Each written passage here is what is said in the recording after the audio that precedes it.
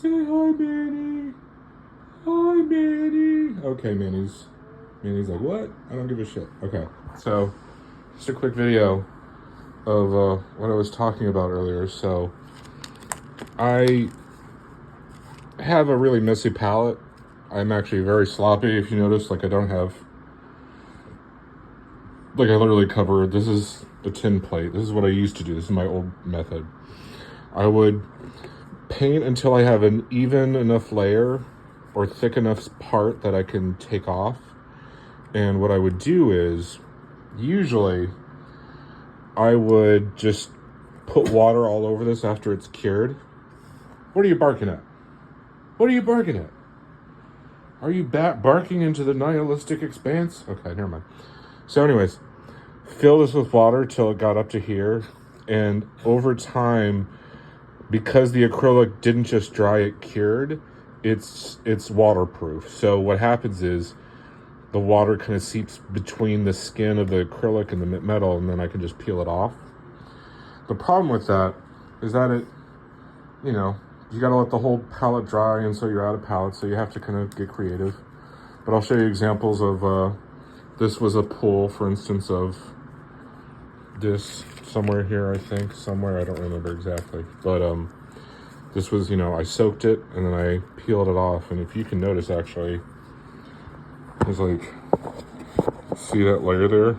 That's where I peeled it off. And so what happens is, as this layer gets thicker, I put water in here, and it'll seep. Oh, I can actually pull it off here right now, actually. It's been dry as fuck, but because it's cured, there's that resistance.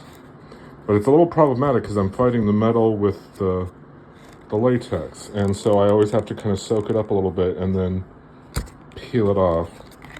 So what I switched from doing there was I kind of did the palette paper thing where I would just flood a piece of palette paper on this instead. And so I would just peel off the palette paper as like structural stuff. And you can tell it's great on the front. It looks great. Nice little paper thing going. But the back is so meh. And you can see it can kind of pull like one latex layer off of the other. Poop. But crap, I can't do this one-handed and naked. I'm naked. So yeah, so here you can see I'm like pulling the palette paper and acrylic that I laid on top first before I started the mixing. Okay, now I'm just brain farting and I'm kind of staring at all the colors. Anyway, so that's palette paper, right? But then I got introduced to something, and I think it's called gel pad. It has an actual name, but this is a very dirty one. As you can see, it's like stained pea yellow. But the other side is all like my mixing palette. So instead of Manny, you can't lick those. Those are carcinogens. Come on. Can't do that. Don't lick my cadmiums. Anyways, so what I would do is I would have multiples of these palette papers and bins, and then I would build layers of the palette on there. And for this one's not thick enough yet to do it. But once it gets thick enough, I'll put like a little piece of tape or something, and then I'll do like one more layer of acrylic palette mixing with it, and then use that to kind of peel it off.